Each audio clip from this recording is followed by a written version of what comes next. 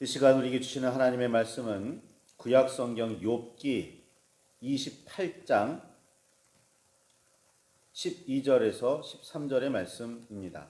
욥기 28장 12절에서 13절의 말씀입니다.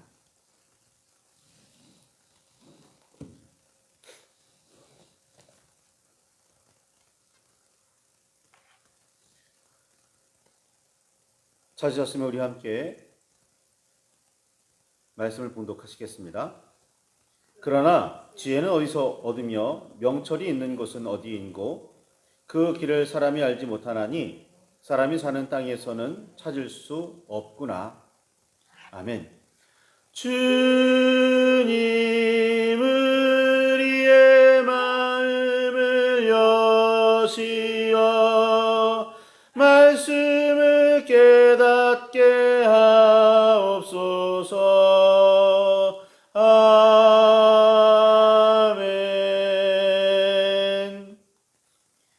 주님의 사랑과 크신 은혜가 저와 여러분 안에 가득하기를 소망합니다.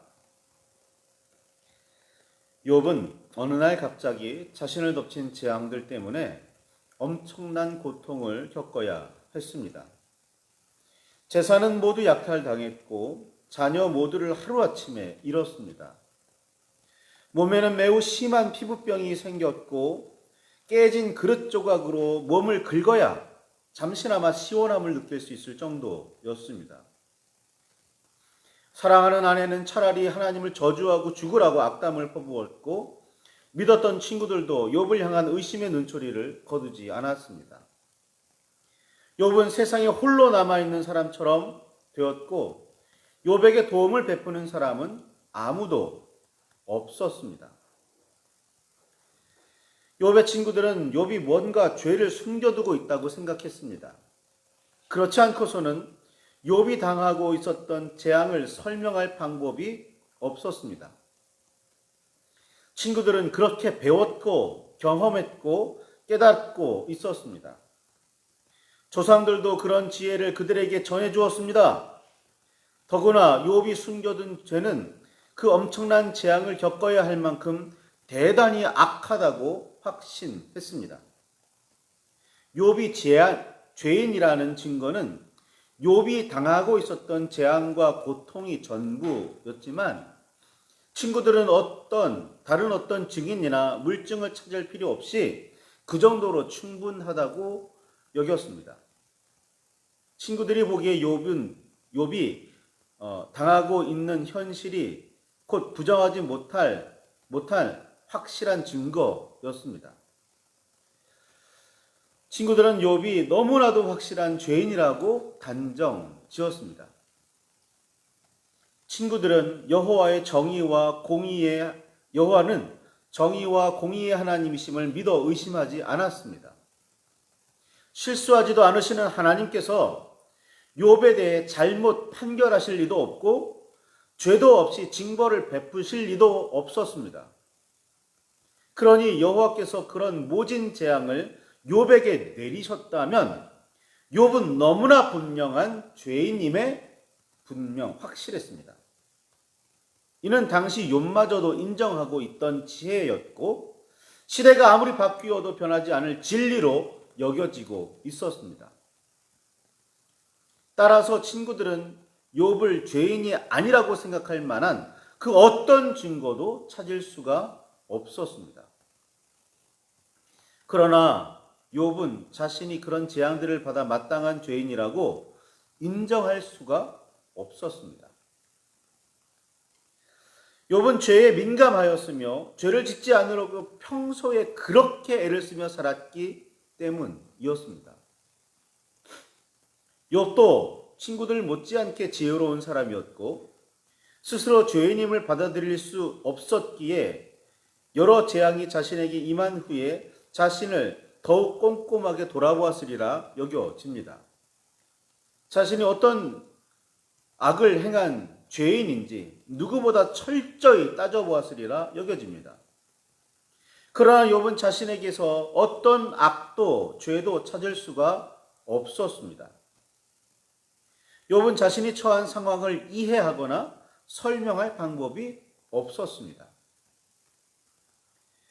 여호와께서는 선한 사람에게는 복을 내리시고 악한 사람에게는 재앙을 베푸신다는 지혜를 철석같이 믿으며 그렇게 평생을 살아왔는데 자신이 직접 재앙을 겪어보니 조상들의 지혜와 자신의 지식을 의심할 수밖에 없었습니다. 나는 죄를 짓지 않았는데 왜 이런 재앙이 나에게 임했지? 욥은 이해할 수도 설명할 수도 없었습니다. 엄청난 고통을 당하며 심한 질병 때문에 고생하고 있던 욥은 자신의 억울함이 드러나고 결백이 밝혀지기도 전에 목숨이 끊어지지는 않을까 걱정하기까지 해야만 했습니다. 죽은 후에 억울함이 풀어지고 명예가 회복된들 이미 죽은 사람에게는 그 어떤 기쁨도 소망도 기대할 수가 없기 때문이었습니다. 명예가 회복된 데에 따른 혜택이 있다면 후손들이 누리게 될 뿐 이미 죽은 사람은 아무것도 받을 수 없기 때문입니다. 욥은 죽은 이후가 아니라 살아있을 때 억울함이 밝혀지고 명예가 회복되기를 바랐습니다. 성경은 특히 구약 성경은 생각보다 우리가 살아가는 이 땅을 중요하게 여기고 있습니다.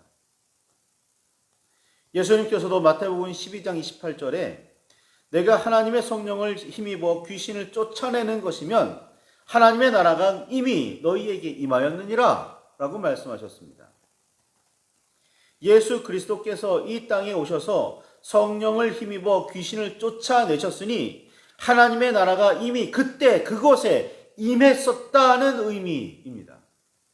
이해가 되시나요? 이는 매우 중요합니다.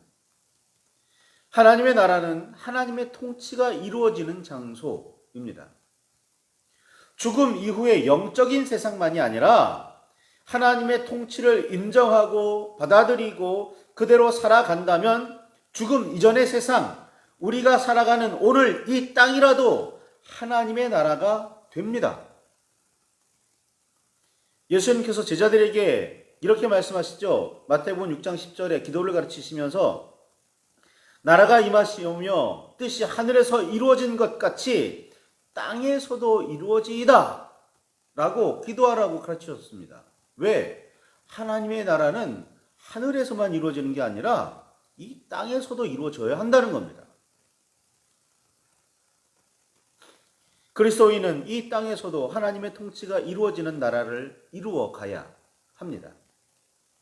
참된 신앙은 죽음 이후의 세상만을 기대하지 않습니다. 오늘 발을 디디고 있는 이 땅을 하나님의 나라로 이루어 가야 합니다. 이 일을 위해 기꺼이 땀을 흘려야 합니다. 피를 흘려야 한다면 그도 역시 흘려야겠죠.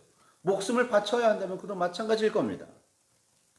더구나 자신만 하나님께서 주시는 복을 받으며 살다가 자신만 하나님의 나라에 들어가면 그만이라는 생각은 진정한 믿음이 아닙니다. 균형이 흐트러져 있고 왜곡되어 있는 그 이단적인 사이비적인 그런 신앙들 진짜가 아닙니다. 욥은 지혜롭다는 친구들이 자신의 결백을 밝혀주고 의로움을 증명해 주기를 기대했을 수도 있었습니다. 그러나 친구들은 그럴 생각이 전혀 없었습니다. 친구들의 생각에 욥이 죄인이 아닐 가능성은 전혀 없었기 때문입니다.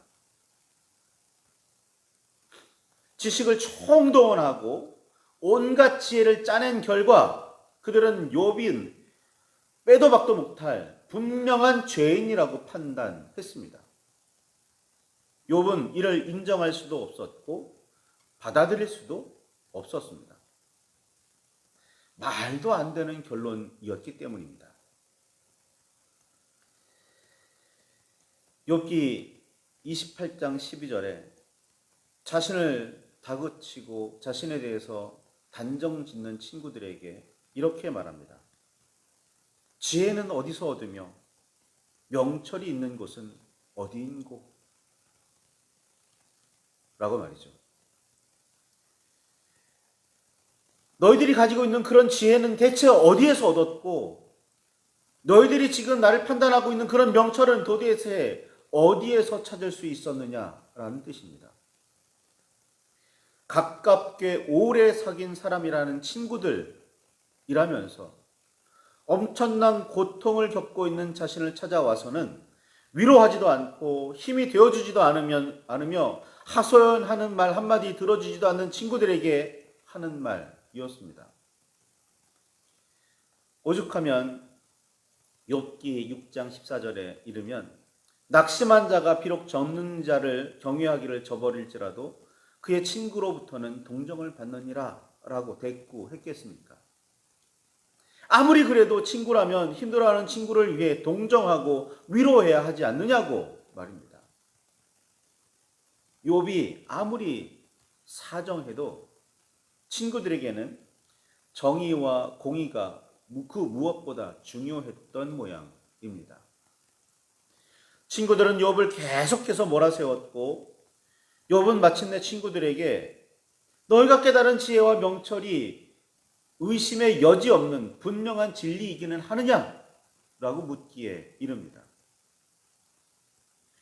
친구들은 그런 지혜와 명철을 어디에서 얻었을까요? 정말로 어디에서 얻었을까요? 욥기 8장 8절과 15장 18절에 보면 우선 그들은 그 지혜들을 선조들에게서 배웠습니다.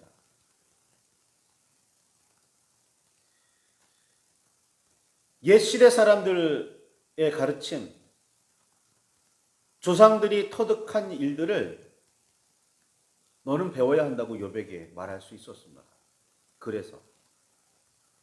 그리고 욥기 5장 27절에 보면 열심히 진리를 추구하고 공부하고 연구한 결과이기도 했습니다. 친구들은 옛 선조들에게서 지혜를 물려받았고 자신이 열심히 연구해서 그 지혜를 깨달았습니다. 이게 친구들이 지혜와 명철을 얻는 방법, 그 길이었던 겁니다. 친구들은 자신들이 발견한 사실과 진리를 전혀 의심하지 않았습니다. 자기들이 발견하고 깨달은 것들을 이것은 불변의 진리라고 맹신이라고 해야 될까요? 확신했습니다.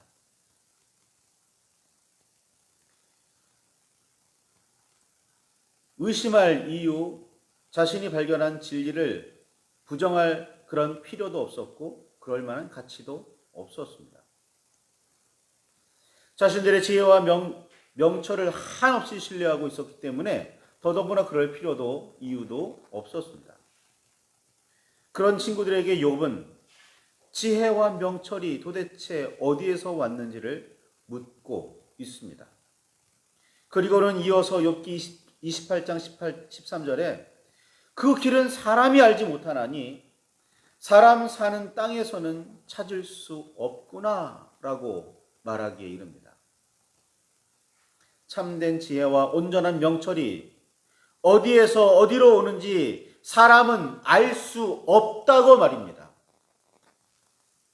사람이 사는 땅에서는 참된 지혜나 온전한 명철을 찾을 수도 없다고 말입니다.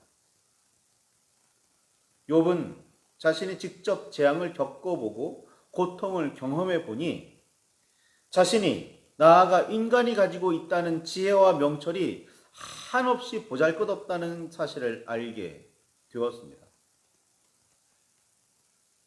다른 사람 못지않게 지혜롭다고 자부했던 욥 자신의 명철을 모두 동원해 살펴보아도 자신을 덮친 재앙의 원인을 알 수 없었고 그 이유를 설명할 수도 없었기 때문입니다. 여호와 하나님 앞에서 있었던 사탄과의 일을 하나님께서는 욥에게 계시하지 않으셨기에 더더구나 욥은 알 수가 없었습니다. 하나님께서 욥에게 그리고 우리에게 깨우쳐 보여주지 않으시면 피조물인 인간일 뿐인 우리는 영의 세계에서 있었던 그 일을 알 방법이 없습니다. 하나님께서 알려주셔야 우리는 알 수 있는 겁니다. 과학자들은 영의 세계를 인정하지 않습니다. 없다고 말합니다. 자신들의 지식으로도 그 지혜로 만들어낸 어떤 기계로도 증거를 찾을 수가 없기 때문입니다. 그렇다면 과학자들은 영의 세계가 없다 또는 영적인 존재가 없다라고 단정 지을 만한 증거는 또 어디 있는 걸까요? 적어도 과학자라면 증거를 중요하게 여기는 과학자라면 그분에 대해서는 우리는 모른다라고 대답해야 됩니다. 없다가 아니라 모른다가 되어야 되는 거죠. 그러나 똑똑하다고 스스로 생각하는 그들은 자신들의 무지를 절대로 인정하지 않을 겁니다. 마치 욥의 친구들처럼 자신들이 모르는 것은 전혀 없다고 말할 뿐입니다. 모르는 것은 존재하지도 않고 존재할 수도 없다고 주장할 뿐입니다. 욥의 친구들과 다른 점은 모른다는 사실을 인정하고 있다는 사실입니다. 욥은 하나님께서 계시하지 않으시는 것은 인간이 아무리 노력해도 알 수 없다는 사실을 인정합니다. 참 지혜와 진정한 명철은 하나님께서 계시하셔야 하는데 그렇지 않고서는 인간은 어떤 방법을 동원하더라도 절대로 알 수 없다고 말입니다. 욥의 친구들은 자신들이 하나님에 대해 알고 있는 정보가 전부라고 주장하는 반면에 욥은 인간이 경험한 하나님의 행사는 작은 일부분뿐이고 하나님께 들은 것도 그저 속삭이는 작은 소리일 뿐이었다고 고백했습니다. 욥기 26장 14절에 있는 말씀이죠. 하나님의 온전한 역사를 경험하고 그 음성을 참으로 듣는다면 마치 우레소리를 들은 듯이 정신을 차리지 못하게 되리라고 말합니다. 겨우 이 세상에서 경험할 수 있는 우레소리를 가까이에서 듣고도 귀가 먹먹해지고 정신을 차릴 수 없게 되는데 참된 주님의 지혜와 명철을 인간이 감당할 수 있겠느냐고 말입니다. 욥의 친구들은 자신들이 참된 진리를 알고 있다고 주장했지만 욥은 사람은 어떻게 하더라도 참된 진리를 알 수 없다고 말하고 있습니다. 하나님께서 계시해 주시더라도 감당할 수 없다고 말입니다. 여호와께서 시내산에 임해 계실 때 있었던 우레와 번개와 나팔 소리와 산의 연기를 뭇 백성이 보고서는 감당할 수 없는 두려움에 빠졌었습니다. 모세가 산 위에 올라가 있는 그 사이에 말이죠. 그 두려움 때문에 백성은 죽을지도 모른다고 걱정해야 했고 자신들 앞에 절대로 다시는 나타나지 마시게 해달라고 모세에게 요청했었습니다. 출애굽기 33장에 이르면 모세가 주의 영광을 보여달라고 모세 같은 사람이 주의 영광을 보여달라고 하나님께 청했을 때 하나님께서는 등은 볼 수 있어도 얼굴은 보지 못하리라고 말씀하셨습니다. 그 대단한 사람 모세조차도 하나님의 영광을 온전히 감당할 수가 없었습니다. 그런데 욥의 친구들은 무슨 배짱으로 참 진리를 알고 있다고 주장했을까요? 하나님께서 계시해 주시지도 않았는데 자신들이 감당할 수도 없는데 그 진리를 자기들이 알고 있다고 주장하는 배짱은 도대체 뭘까요?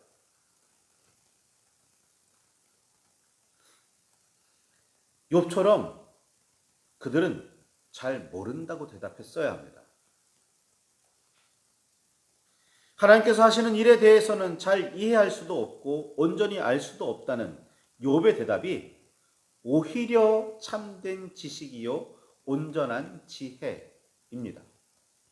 잘 모르겠습니다. 하나님 알려주십시오. 이게 지혜라는 겁니다. 소크라테스 하면 떠오르는 말이 있죠. 내 자신을 알라. 그런데 이는 소크라테스가 한 말은 아닙니다. 어느 신전 그 기둥에 그 기초돌에 적혀 있던 말이었죠. 그것이 소크라테스가 제자들을 가르치는 방법이기도 했습니다. 너 자신을 알아라. 그런데 소크라테스는 그런 방법을 통해서 거봐, 잘 모르고 있잖아 라는 사실을 깨닫게 했다고 합니다. 네가 알고 있다는 거 네 말로 하면 설명을 해봐.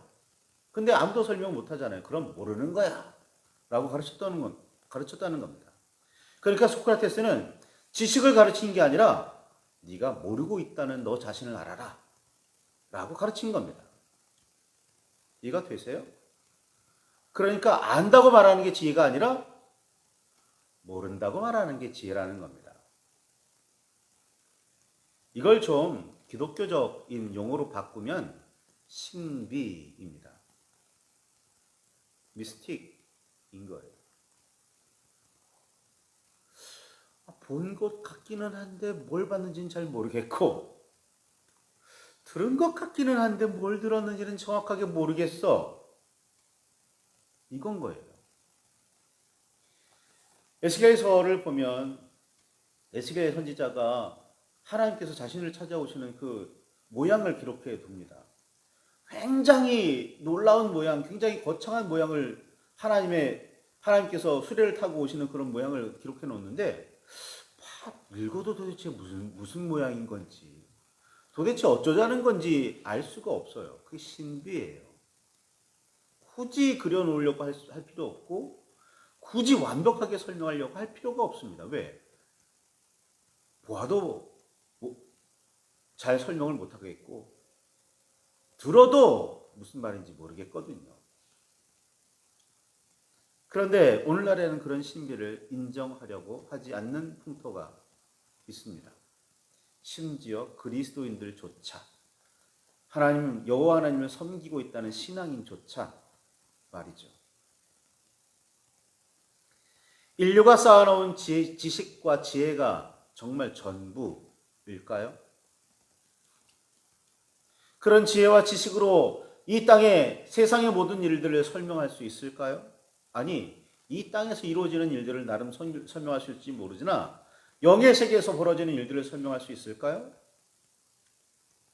참된 지식과 지혜는 정말 어디에서부터 왔을까요? 분명하게 아십니까? 말씀을 붙들고 깊이 묵상하시기를 바랍니다. 나는 정말 하나님의 역사를 정확하게, 분명하게 알고 있는지 말입니다. 성경을 읽어서 얻은 정보, 이 정도는 알 수 있을지 몰라도 그 이상 우리가 영적인 지혜를 참으로 가지고 있는지, 그 지혜를 알기 위해서 정말 하나님께 나아가며 구하고 있는지 깊이 새기시기를 바랍니다. 말씀을 붙들고 깊이 묵상하시며 기도하실 때 참된 지혜가, 참된 하나님의 은혜가 저와 여러분 안에 임하시기를 간절히 소망합니다. 우리 함께 말씀 붙들고 깊이 묵상하시며 기도하시겠습니다.